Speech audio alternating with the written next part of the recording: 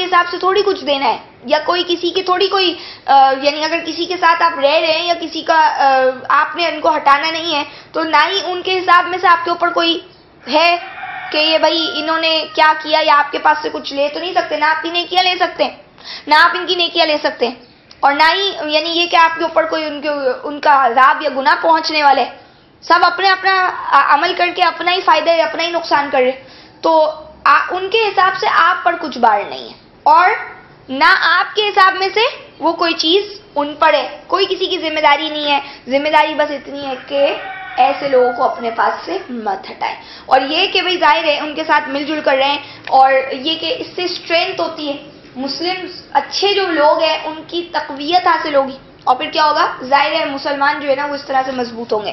آیت 53 میں کہتے ہیں وَكَذَلِكَ فَتَنَّا، اور اس طرح ہم نے آزمائش میں ڈالے بعدہم ان کے بعض کو ببعض بعض کے ذریعے سے، لیقولوا تاکہ وہ کہیں اہؤلاء کیا یہی لوگ ہیں من اللہ علیہم من بیننا کہ اللہ نے احسان کیا ہے ان پر ہمارے درمیان سے، الیس اللہ کیا نہیں اللہ بعلم خوب جاننے والے بالشاکرین اپنے شکر گزار بندوں کو۔ فرماتے ہیں کہ اس طرح ہم نے بعض لوگوں کو ان کے بعض کے ذریعے سے آزمائش میں ڈالے۔ کیا مطلب ہے بعض لوگوں کے ذریعے بعض کو کیا آزمائش میں ڈالے؟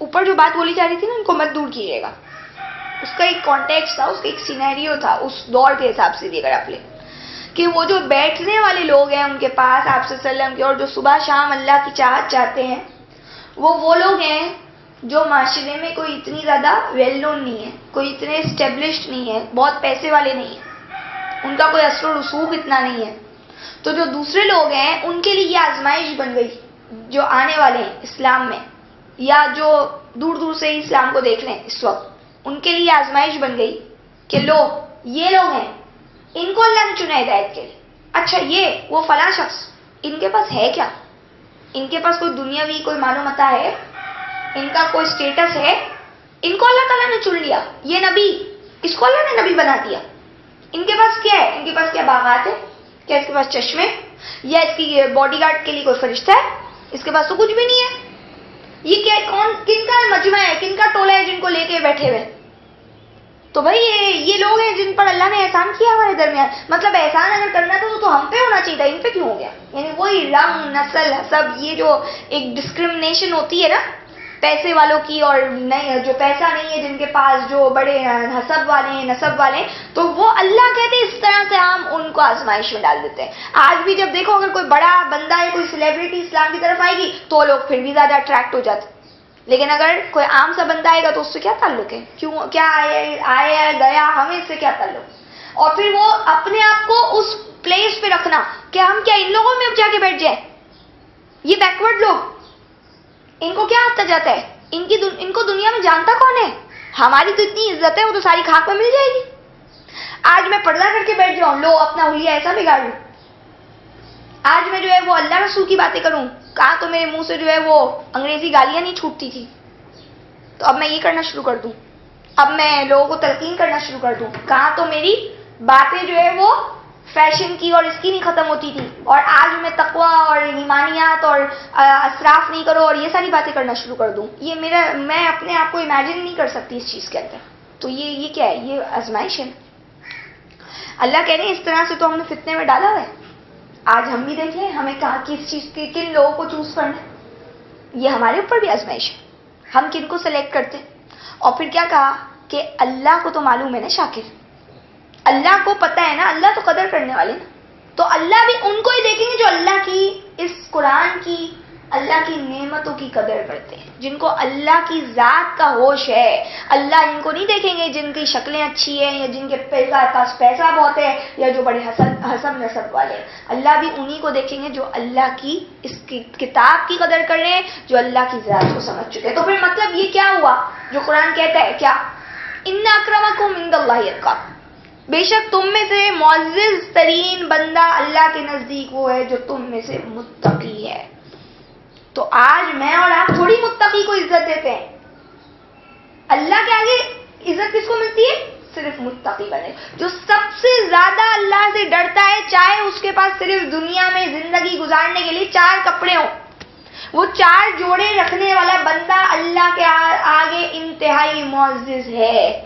اور میں اور آپ جو 40 جوڑے رکھتے ہیں نا، اس کی کوئی حیثیت نہیں ہوگی اس بندے کی اگر اس کے پاس اللہ کا احساس نہیں. یہ ہے اللہ کا کرائٹیریا. اللہ نا انصافی نہیں کرتے. اس سے بات بالکل واضح ہو جاتی ہے. آیت نمبر 54 دیکھیے.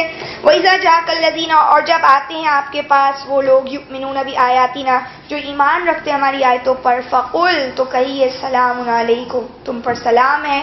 كَتَبَ رَبُّكُمْ عَلَى نَفْسِهِ الرَّحْمَةَ، اللہ نے لازم کر دیا تمہارے رب نے اپنے اوپر الرحمہ، رحمت کو. انہ من عمل منکم سوءا، کہ جو شخص عمل کرے تم میں سے کوئی برا بجہالہ، نادانی سے، ثم تاب من بعدہ، پھر توبہ کر لے اس کے بعد، واصلح، اور اصلاح کر لے، فانہ غفور الرحیم، تو بے شک وہ اللہ بخشنے والے، رحم فرمانے والے. اب آپ دیکھیں یہ لوگوں کی امپورٹنس. اللہ کہہ رہے ہیں ان کو مت دودھ کاٹنا، اپنے پاس سے دور مت کیجیے گا ورنہ آپ ظالم ہوں گے. اور اللہ کو سب پتہ ہے کہ کون اللہ کی قدر کرتا ہے اور شکر کرنے والے بندے کون ہیں. تو کہتے ہیں نبی صلی اللہ علیہ وسلم کو مزید ان کا پروٹوکول دیکھیے، ان کی عزت دیکھیے. آپ صلی اللہ علیہ وسلم کو بولا جا رہا ہے جب آپ کے پاس آتے ہیں تو آپ کہیے سلام علیکم، آپ سلام کیجئے ان پر. کتنی بڑی بات ہے. یہ نہیں کہہ رہے جب تم لوگ نبی کے اوپر پاس آیا کرو تو نبی کو سلام کیا کرو، وہ تو کرنا ہی ہے، وہ تو جب انٹر ہو آپ کو قرآن نے ایٹیکیٹ سکھایا نا کہ آپ سلام کرو، سورہ نور میں جو بات لکھی تھی. یہاں پہ آپ صلی اللہ علیہ وسلم کو کہہ رہے ہیں کہ جب یہ آپ کے پاس آتے ہیں جو ایمان رکھتے ہیں ہماری آیتوں پر، ان کو اتنی ویلیو دو کہ ان کو کہو سلام علیکم. اور آج نبی سلام کریں گے، جب مر رہے ہوں گے تو فرشتے آ کے سلام کریں گے. تو ان کی عزت تو اللہ نے دنیا میں بڑھائی ہے. اللہ تو شاکرین کو جانتے ہیں، اللہ تو متقیوں کو جانتے ہیں. آج میں اور آپ نہ دیں عزت تو کیا فرق پڑتا ہے؟ کوئی فرق نہیں پڑتا. تو کہتے ہیں کہ سلام ہو تم پر، اور اللہ نے تو تمہارے رب نے اپنی ذات پر رحمت کو لازم کیا ہوا ہے.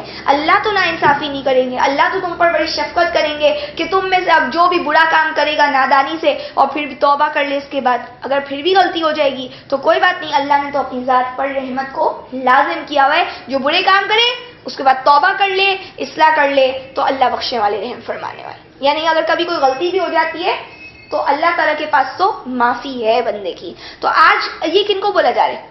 اب یہ دونوں کو بولا جا رہا ہے. ایک طرف ان کی عزت بڑھائی جا رہی ہے جو اللہ کی آیتوں کو پہلے سے مانتے ہیں، اور دوسری طرف ان کو بھی بتایا جا رہا ہے کہ دیکھو تمہارا اللہ ظالم نہیں ہے، اللہ تو بڑے مہربان ہے. آج بھی اگر تم پلٹ آتے ہو، توبہ کر لیتے ہو، اصلاح کر لیتے ہو تو تم بھی ایسے معزز لوگوں میں شامل ہو جاؤ جن لوگوں کے لیے فتنہ بنا ہوا ہے کہ آج ان کے ساتھ کہاں ہم بیٹھے اور کہاں دین میں. اللہ کہہ رہے تم کو اگر آنا ہے تو آج بھی تم آ سکتے ہو، اور اصلاح کر لو تو اللہ بخش دیں گے.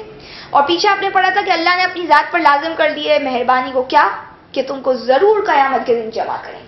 تو مہربانی تو ہوئی نا، جو یہ اللہ کی آیتوں پہ ایمان رکھنے والے ان کے لیے تو وہی دن مہربانی کا ہوگا سب سے بڑی.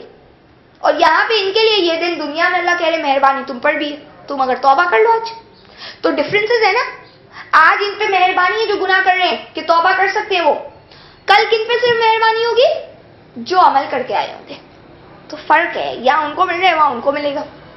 تو آپ اور میرے اوپر اللہ نے مجھے اور آپ کو بالکل کمپلیٹ اپارچونٹی دی ہوئی ہے کہ جاؤ جس کو چوز کرنا ہے چوز کر لو، تمہاری مرضی ہے. آیت نمبر 55 وَكَذَلِكَ نُفَصِّلُ الْآيَاتِ، اور اس طرح ہم تفصیل سے بیان کرتے ہیں ہماری نشانیاں. وَلِتَسْتَبِينَ، اور تاکہ واضح ہو جائے، سبیل المجرمین، مجرموں کا راستہ. فرمایا اسی طرح تو ہم تفصیل سے بیان کر رہے ہیں، بڑی کھول کر ہم نے واضح کر کے آیتیں بیان کر دی تاکہ تم پر یہ مجرموں کا راستہ بالکل نمایاں ہو جائے، اور کل کو کوئی یہ کلیم نہ کرے اللہ کے آگے، بولے نا کہ مجھے تو پتہ ہی نہیں تھا مجرم کون ہوتا ہے، یا یہ چیز بھی کوئی جرم تھی. تو اللہ نے ساری باتیں بالکل واضح کر دی ہیں. اس قرآن کے ذریعے جو انذار کرنے کی بات رسول اللہ صلی اللہ علیہ وسلم کو کی کہ آپ وارن کر دیجئے اس قرآن کے تھرو، تو کہا یہ قرآن میں ہم نے ساری تفصیل بیان کر دی. آپ دیکھ لیں یہ آیتیں جو ہے نا بڑی کھول کے بیان کر دی. مجرمین، جو مجرم ہے، جو گناہ گار ہے، وہ قرآن میں لکھ دیے کیا گناہ ہے اور کون مجرم. اس کے علاوہ کوئی گناہ نہیں اور اس کے علاوہ کوئی مجرم نہیں. لہٰذا خواہ مخواہ کی گناہ ثواب کی لسٹ مت بنایا کریں. اس سے ہمیں یہ پتہ چل رہا ہے کیونکہ اللہ نے اپنی باتوں کو بالکل واضح رکھا ہوا ہے، یعنی قرآن میں ساری چیزیں موجود ہیں. آیت نمبر 56 قل، کہہ دیجئے انی نہیت، بے شک مجھے منع کیا گیا ہے، ان اعبد، کہ میں بندگی کروں، الذین، ان لوگوں کی، تدعون، جن تم پکارتے ہو، من دون اللہ، اللہ کے علاوہ. قل، کہہ دیجئے، لا اتبع، نہیں میں پیروی کروں گا، اہواءکم، اپنی خواہشات کی، تمہاری خواہشات کی، قد دللت، یقیناً میں تو گمراہ ہو جاؤں گا، اذن اس وقت، وما انا من المہتدین، اور میں تو ہدایت پانے والوں میں سے نہیں ہوں گا. فرمایا کہ اے نبی آپ ان سے یہ کہہ دیجئے.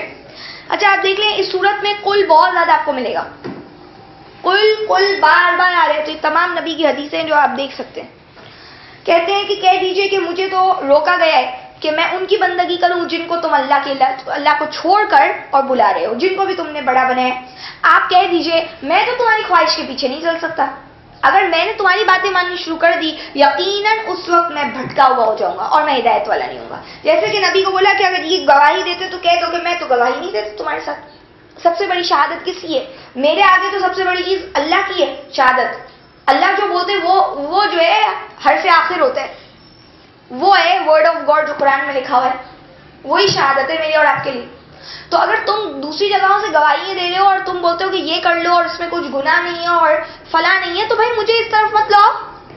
مجھے تو بول دیا گیا کہ اگر میں تمہاری خواہشات کی پیروی کروں گا تو میں بھی بھٹکا ہوا ہو جاؤں گا اور میں اس وقت ہدایت والا نہیں ہوں گا. تو اس لیے جو ہے وہ کسی صورت بھی کمپرومائز نہیں ہے. 57 میں کہتے ہیں قل کہہ دیجئے انی علی بینۃ من ربی, بے شک میں ایک واضح دلیل پر ہوں اپنے رب کی طرف سے, وکذبتم بھی اور تم نے جھٹلا دیا ہے اس کو. ما عندی نہیں ہے میرے پاس, ما تستعجلون بھی جو تم جلدی مانگتے ہو جس کو, ان الحکم الا للہ نہیں اختیارات مگر اللہ کے لیے, یقص الحق بیان کرتے حق بات کو, وہو خیر الفاصلین اور وہ بہترین فیصلہ کرنے والے ہیں. فرماتے ہیں کہ ان کو کہہ دیجئے کہ میں تو ایک بینہ پر ہوں اپنے رب کی طرف سے, یعنی جو قرآن پر چلتا ہے. رسول صلی اللہ علیہ وسلم کے پاس کیا تھا؟ قرآن تھا نا, کچھ اور تھا اس وقت. تو کہنے کہ میں ایک دلیل پر ہوں. کس پر ہوں؟ بینہ کس کو کہے؟ قرآن کو کہا جا رہا ہے کہ میں ایک دلیل پر ہوں اپنے رب کی طرف سے اور تم جھٹلا رہے ہو اس کو.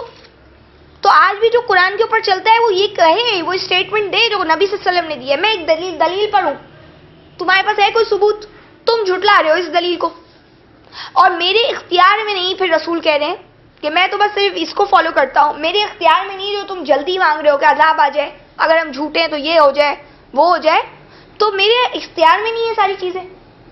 اور یہ بھی کہ فیصلے تو سارے اللہ کے پاس ہیں, اختیارات تو اللہ کرتے ہیں. ایسا ہو ہی نہیں سکتا کہ اللہ ایک چیز کا حکم دے اور اس کے بعد میں اپنی مرضی سے بدل دوں یا میں اپنی طرف سے کوئی حکم کا اضافہ کر دوں. میرے اختیار میں تو کچھ بھی نہیں ہے, حکم تو سارا اللہ کے لیے ہے. میں چاہوں بھی تو نہیں کر سکتا. یعنی یہ کہہ نہیں رہے ہیں, ایک بات ہے کہ یعنی اگر نبی صلی اللہ علیہ وسلم چاہ بھی رہے ہیں اگر کوئی چیز, تو بھی اختیارات سارے کس کے ہاتھ میں؟ اللہ کے لیے. فیصلے اللہ کے لیے. اللہ حق کو بیان کرتے ہیں. کیا کہہ رہے ہیں؟ اللہ ہی حق بیان کر سکتے ہیں اور وہی بہترین فیصلہ کرتے ہیں. ہم انسان تو اپنے حساب سے سوچتے ہیں, اللہ تو کوئی جذباتی تو ہے نہیں. اللہ علیم و حکیم ہے, اللہ علم بھی رکھتے ہیں اور اللہ کے پاس حکمت بھی ہے, تو اللہ اپنے حساب سے فیصلے کرتے. لہٰذا جو بار بار آپ نے پڑھا تھا سورہ آل عمران میں, سورہ نساء میں, کیا آپ نے بات پڑھی؟ سورہ مائدہ میں, سب جگہ پہ آپ نے ایک ہی بات پڑھی کہ اللہ کی کتاب سے فیصلے لو. جو اللہ کی کتاب سے فیصلے نہیں لیتا وہ ظالم ہے, وہ کافر ہے. آپ صلی اللہ علیہ وسلم جو ہے جب تک کہ وہ حاکم نہ بنائیں گے آپ صلی اللہ علیہ وسلم کو اپنے جھگڑوں میں کہ آپ صلی اللہ علیہ وسلم فیصلہ کریں, تو آپ صلی اللہ علیہ وسلم فیصلہ دیکھ لیں کہاں سے کر رہے تھے؟ اللہ سے, اللہ کے حکم سے, اللہ کی کتاب سے, اللہ کی وحی سے. تو جب تک کہ وہ آپ کو حاکم نہیں بنائیں گے تب تک کہ وہ مومن ہو ہی نہیں سکتے.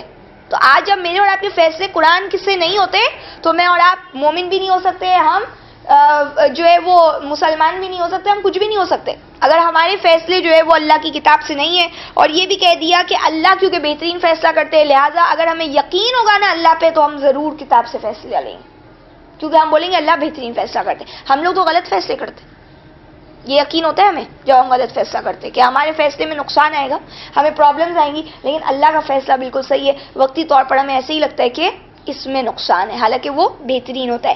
آیت نمبر 58, قل کہہ دیجئے لو ان عندی, کاش کہ میرے پاس ہوتا, ما تستعجلون بھی جس کی تم جلدی مچا رہے ہو اس کی, لقضی الامر اگر ہوتا میرے اختیار میں وہ جس کی تم جلدی مچا رہے ہو, لقضی الامر تو فیصلہ ہو چکا ہوتا معاملات کا, بینی میرے درمیان, و بینکم اور تمہارے درمیان, واللہ اعلم بالظالمین اور اللہ خوب جانتے ظالموں. کہتے ہیں کہ کہو اگر میرے ہاتھ میں ہوتا نا جو تم جلدی مانگ رہے ہو, جو بھی چیز مانگ رہے ہو, عذاب مانگ رہے ہو, نشانی مانگ رہے ہو, تو پھر تو فیصلہ ہو چکا ہوتا.